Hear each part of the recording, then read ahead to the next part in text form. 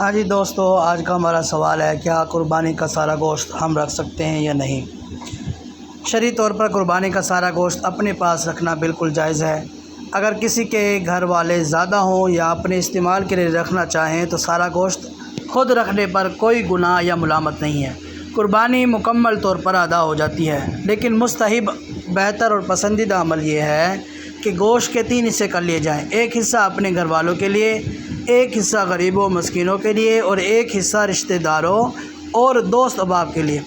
خلاصہ اس ساری بات کا یہ ہے کہ 3 حصے کرنا افضل اور ثواب کا باعث ہے، لیکن اگر آپ سارا گوشت بھی اپنے گھر والوں کے لیے رکھ لیں تو بھی قربانی صحیح ہے اور اس میں کوئی شرعی طور پر خرابی نہیں ہے۔ اس سے آپ کی قربانی بھی ہو جائے گی اور سارا گوشت بھی آپ ہی کو مل جائے گا۔